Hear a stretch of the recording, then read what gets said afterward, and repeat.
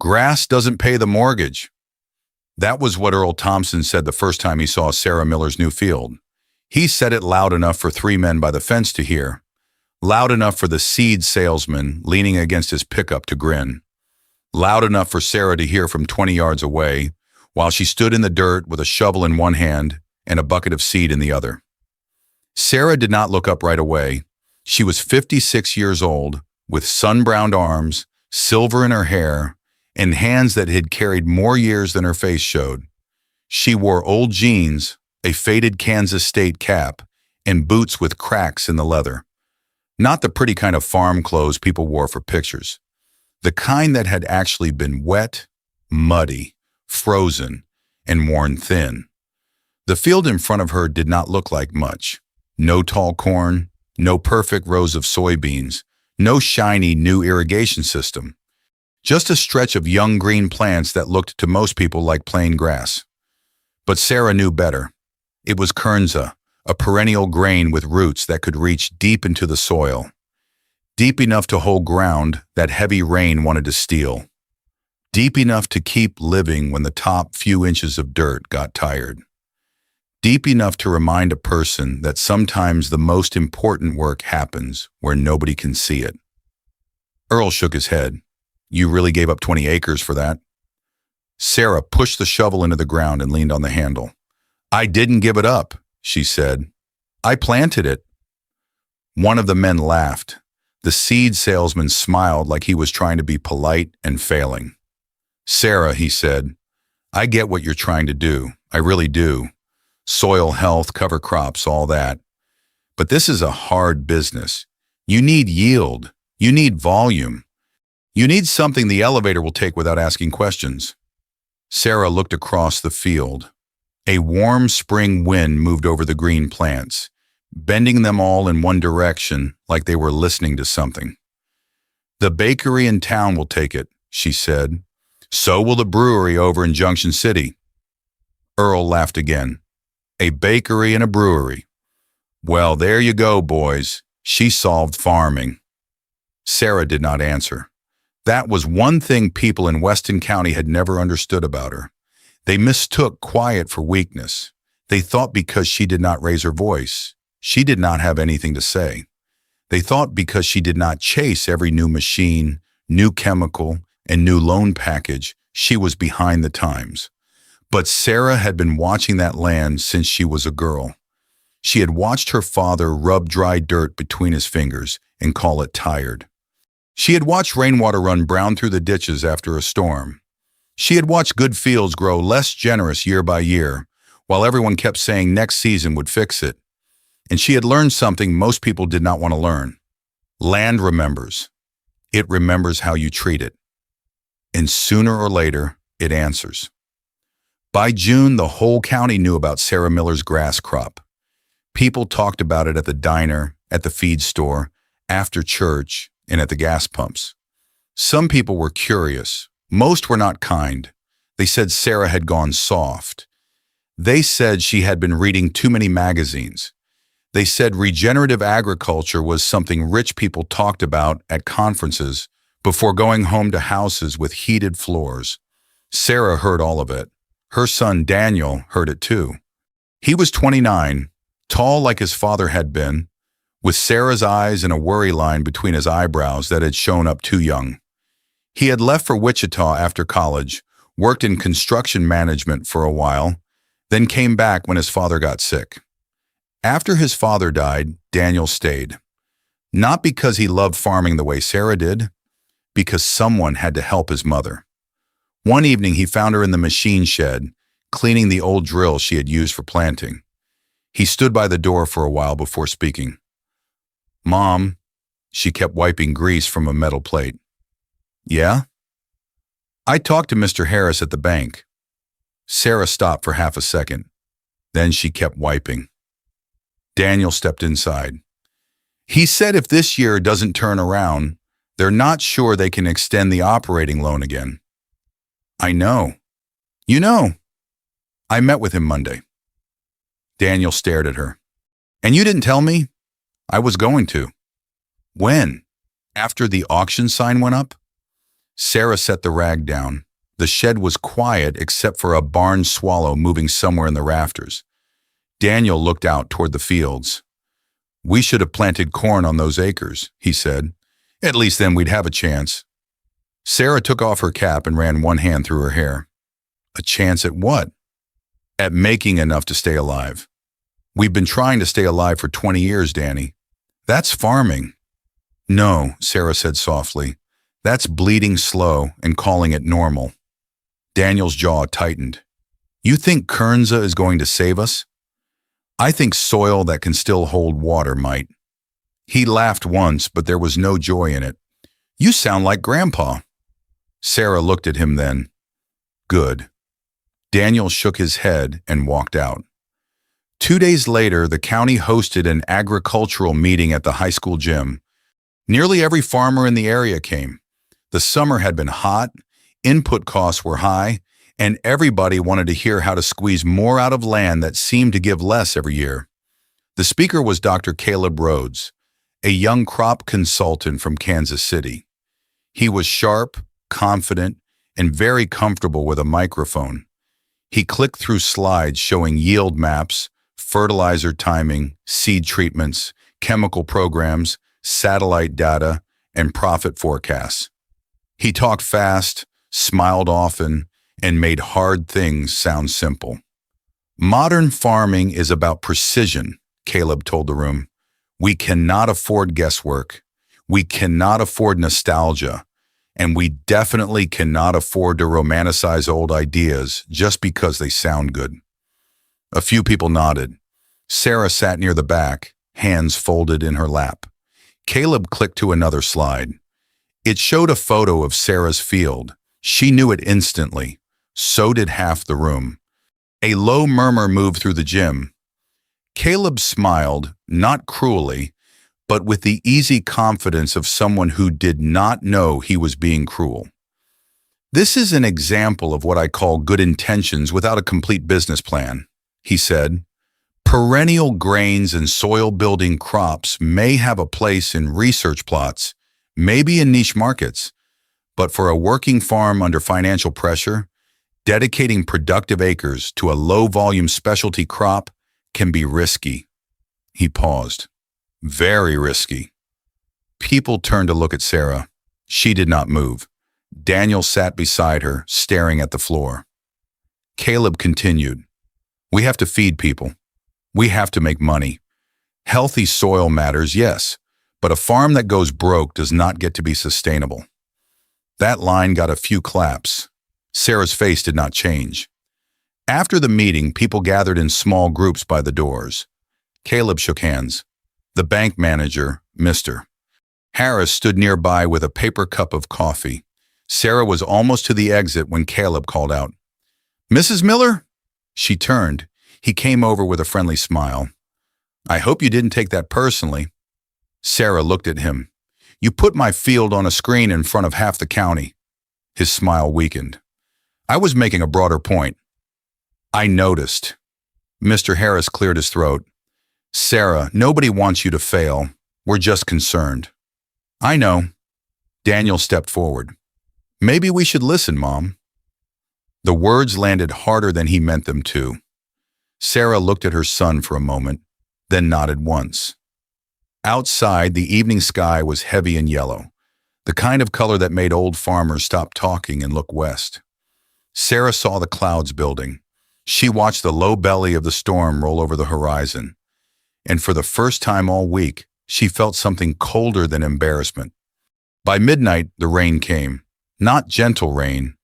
Not the kind that taps a roof and helps people sleep. This rain hit like gravel.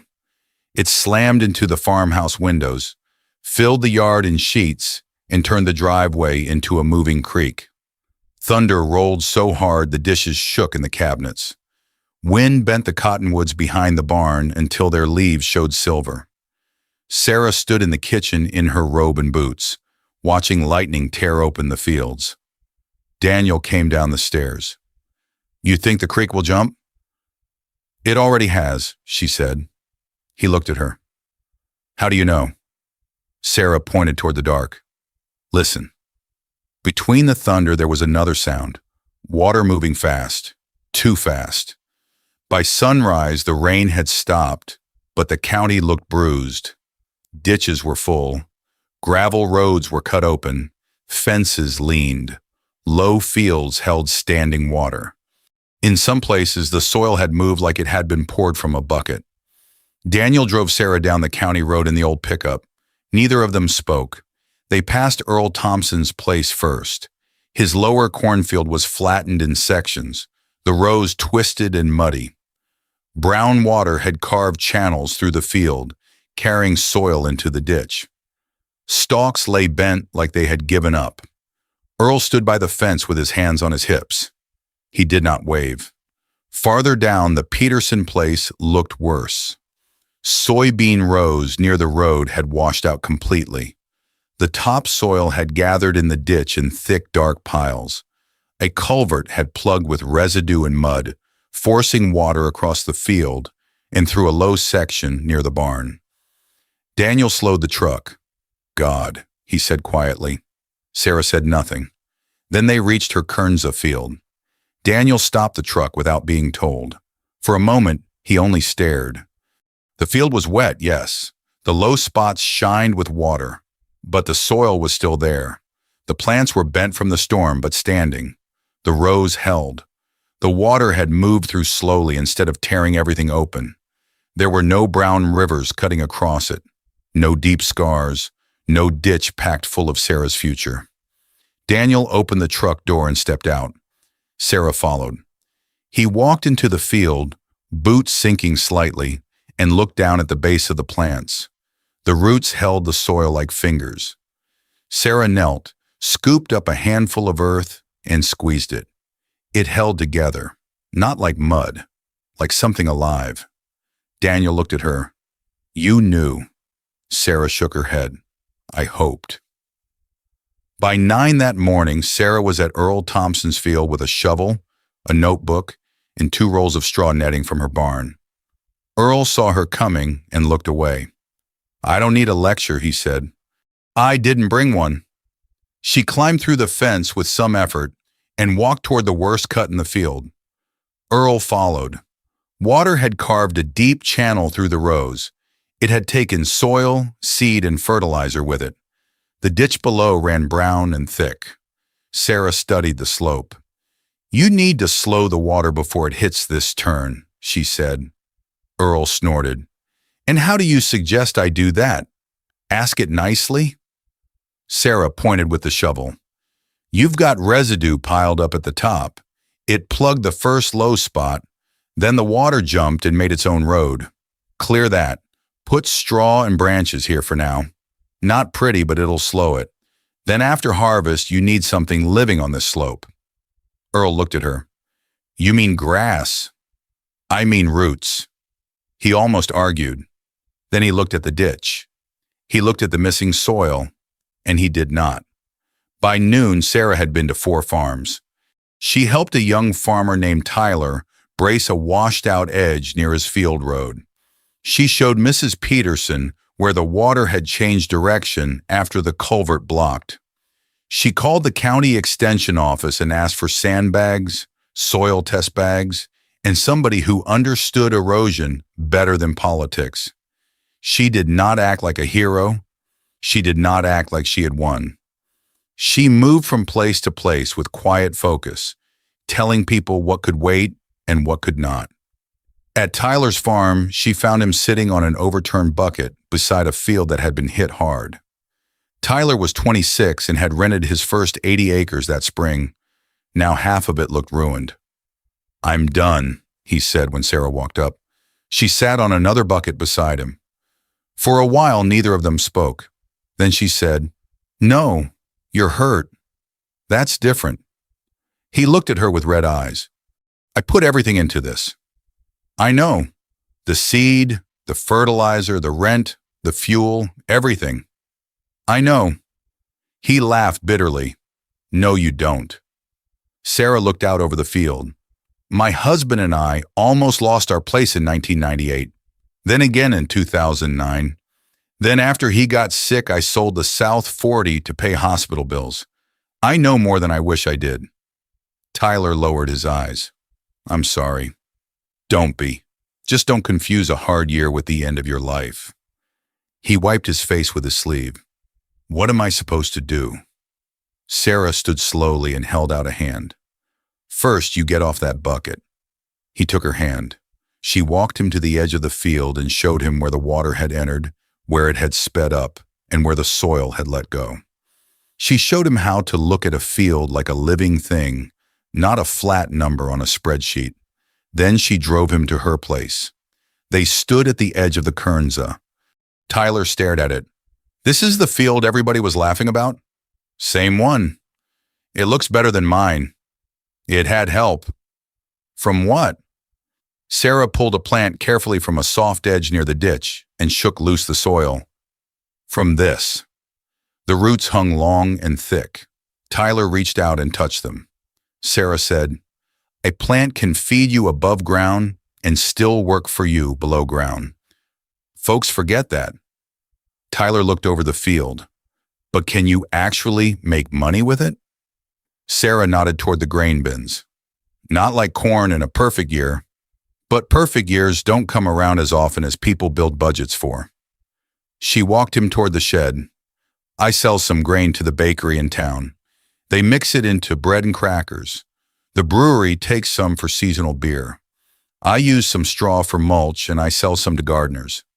I don't spend as much chasing the field with inputs because I'm trying to build the soil instead of force it every season. Tyler listened closely. Sarah looked back toward the field. It is not magic. Don't let anybody sell it to you like magic. It takes planning, it takes markets, it takes patience, but it gives something back. That afternoon, 3 trucks pulled into Sarah's yard. One belonged to Earl, one belonged to Mr. Harris from the bank. The third was a clean white SUV with Dr. Caleb Rhodes behind the wheel. Sarah was by the barn, hosing mud off a shovel. Daniel came out of the machine shed and stopped when he saw them. Earl got out first. He took off his cap, looked at the Kernza field, then looked at Sarah. Caleb wanted to see it, he said. Caleb stepped out slowly. He had mud on his shoes now. Not much, but enough. Mister. Harris walked beside him, holding a folder against his chest like it could protect him from whatever the field might say. Sarah turned off the hose. Nobody spoke for a few seconds. Then Caleb walked to the edge of the field. He crouched. He touched the soil. He looked across the road where the neighbor's field had a brown wash line running through it. Then he looked back at Sarah's. The difference was too clear for anyone to explain away. Caleb stood. Mrs. Miller, he said, would you mind showing me what you did here? Sarah studied him. Yesterday he had used her field as a warning. Today he was standing in front of it like a student. She nodded. Come on then. They walked the field slowly. Sarah showed them the slope, the planting, the low area where she had worried the most, and the place where the runoff had slowed instead of cutting through. She talked about roots, cover, water, and time. Nothing fancy, nothing rehearsed. Caleb asked questions at first like a man trying to protect his pride. Then he asked like a man trying to learn. At the far corner of the field, they found Dr. Helen Brooks waiting by the fence. She was from the county extension office, an older soil specialist with gray hair pulled under a wide-brim hat. Sarah had called her that morning. Helen climbed through the fence and joined them. I wondered when people would finally come look at this place, she said. Caleb frowned slightly. You've seen this field before? Helen smiled. I've been watching Sarah's fields for years. Mr. Harris looked surprised. Why? Because she pays attention. Helen bent down, pushed a soil probe into the ground, and pulled up a dark core of earth. This didn't happen overnight, she said. This is years of not leaving the soil bare, years of roots in the ground, years of thinking about the next storm before it shows up. Earl looked uncomfortable. Helen glanced toward him. I'm not saying every acre in this county needs to look like this one. I'm saying we better stop laughing at people who are trying to keep their soil from leaving." Nobody answered. Then Helen looked at Sarah. "Your father would have liked seeing this." Sarah's face changed. Daniel turned toward her. "You knew Grandpa?" Helen nodded. Everybody knew Henry Miller. He could grow wheat in a coffee can if you gave him 5 minutes. Sarah looked down. Helen's voice softened. "He used to say dirt was what you swept off the porch. Soil was what fed your children." Daniel stared at his mother. Sarah swallowed. "He said a lot of things." Helen nodded. "He also watched neighbors lose land when the dry years came and the banks stopped smiling. He taught you the hard way, didn't he?" Sarah looked out over the field. "My father believed land was not something you owned," she said. "It was something you answered to." For once, Earl had nothing to say. Caleb looked at Sarah for a long moment. Then he took a breath. "I owe you an apology." Sarah turned to him. He looked younger without the microphone. "At the meeting," he said, "I made your farm into a lesson without understanding it. I talked about risk like you didn't know what risk was. That was arrogant." Sarah watched him quietly. Caleb continued, "I still believe farmers need to make money, but I should have said something else too. A farm that loses its soil is also going broke, just slower." Sarah gave him the smallest nod. "That's closer." Mr. Harris shifted his weight. "Sarah," he said, "the bank is still going to need numbers." "I have numbers." He blinked. She pointed toward the house.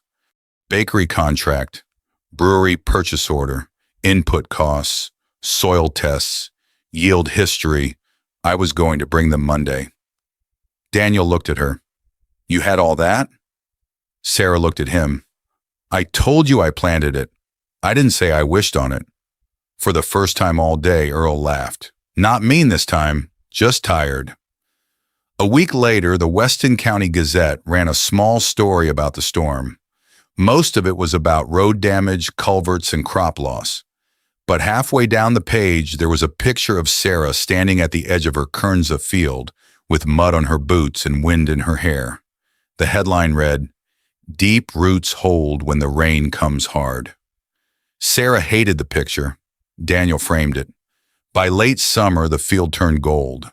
Not the heavy gold of corn and not the low green of soybeans. Something different, soft, waving, quiet. The bakery made a loaf with Sarah's grain and sold out by noon. The brewery put her farm name on a small chalkboard beside a seasonal tap. Gardeners came by for straw. Tyler asked if she would help him plant a few trial acres for the next year. Even Earl Thompson came over one morning with 2 cups of coffee. He handed one to Sarah. "I'm not planting my whole place in your miracle grass," he said. Sarah took the coffee. "Good. I don't have that much patience," he grunted. "But I might try 10 acres on that back slope." Sarah looked at him. "The one that washed?" "Yeah. That would be a smart place to start." Earl nodded toward the field. "Don't make a big deal out of it." "I won't." He started to walk away, then stopped. "And Sarah?" "Yeah?" I shouldn't have laughed. She looked down at her coffee. "No, you shouldn't have." He nodded once. Then he left. That evening, Daniel found Sarah sitting on the porch steps, watching the fields go dark. He sat beside her. For a while, they listened to the crickets. Then he said, "I thought you were just holding on to the past." Sarah smiled faintly. "I was." He looked at her. She nodded toward the fields. "But not the way you thought." Daniel leaned his elbows on his knees. "I thought modern meant bigger, faster, more acres, more equipment, more everything." "A lot of people do." "And you don't?" "I'm not against modern," she said. "I like good tools. I like good science. I like anything that helps a farmer do better without lying to the land." Daniel thought about that. Then he said, "I want to learn." Sarah looked at him. "For real?" "For real." She smiled, but her eyes filled a little. Well, she said, first thing tomorrow, we'll dig a hole. Daniel laughed. That's the lesson? That's where most good lessons start. Life did not become easy after that. No good farm story ends with all the bills paid forever and the weather behaving itself. The bank still wanted paperwork. The market was still small. Some neighbors still thought Sarah was strange. Some of the people who praised her after the storm went right back to doing things the same way they had always done them. That is how people are. Change comes slow. Slower than rain. Slower than debt. Slower than a woman walking a fence line at sunset with a soil probe in one hand and a pocket knife in the other. But something had shifted. Not everywhere. Not all at once. But enough. A few farmers started asking different questions. Not just, how much can I take off this acre? But, how much can this acre keep giving if I stop wearing it out? Not just, what will this field make this year? But what will be left here when my children stand where I am standing? Sarah Miller never became famous. She did not go on television. She did not write a book. She did not stand on a stage with a microphone and tell people she had been right all along. Most mornings, she still woke before sunrise, made coffee in the same chipped mug, pulled on the same old boots, and walked out to look at the same land. Tapped the fence post, check the low spot, watch the color of the leaves, feel the soil, listen. That was the part people missed. Sarah did not save her farm because she had one clever idea. She saved it because she had spent years listening to ground most people only measured. She listened when the soil crusted. She listened when the ditches ran brown. She listened when her father told her that a field could be rich and poor at the same time. She listened when the experts talked too. But she did not let any of them convince her to ignore what her own boots knew. One afternoon in October, Caleb Rhodes came back to Weston County. This time, there was no big meeting at the high school gym, no polished slide deck, no picture of Sarah's field used as a warning. Just Caleb, Daniel, Tyler, Earl, Helen Brooks, and a dozen local farmers standing at the edge of the Kernza field while Sarah held a clump of soil in her hand. Caleb asked her to speak.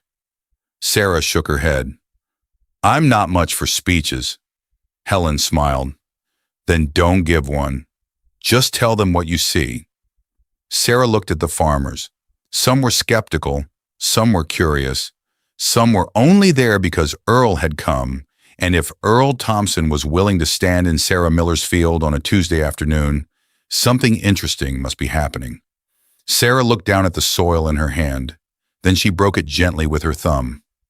This, she said, is not dirt. Nobody laughed. This is memory. It holds every shortcut we took and every good choice we were patient enough to make. You can spend years building it and lose it in one storm if you leave it bare. You can call that bad luck if you want. I don't. The group was quiet. Sarah pointed toward the field.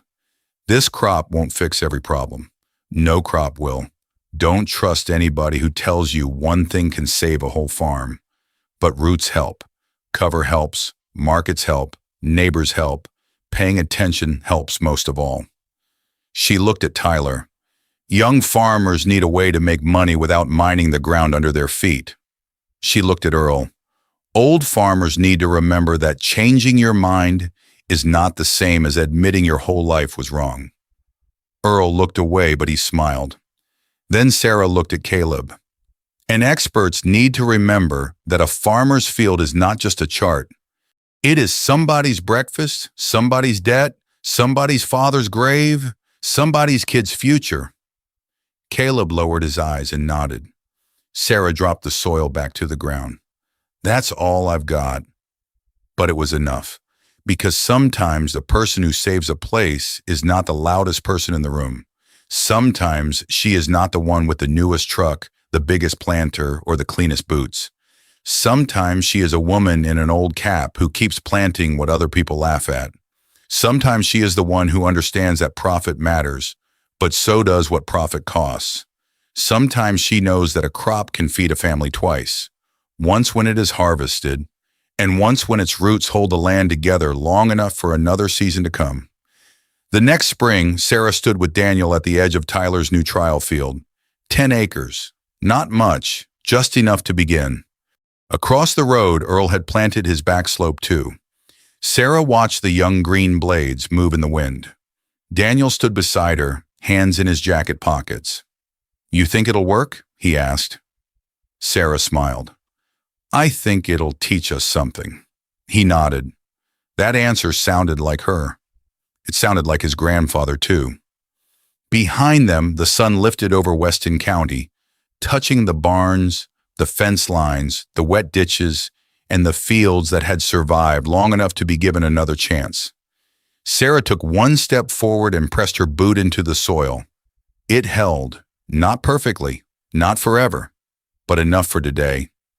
And sometimes, on a farm, enough for today is where hope begins. So the next time you drive past a field that does not look like the others, slow down before you judge it. The farmer behind that fence may not be falling behind. She may be seeing something the rest of us forgot to look for. She may be growing grain. She may be growing roots. She may be growing a future under the surface where nobody claps, nobody points, and nobody understands until the storm comes. Because when the rain gets hard, when the ditches turn brown, and when the land is asked what it can still hold, the truth has a way of rising. And sometimes the deepest roots belong to the people everyone laughed at first.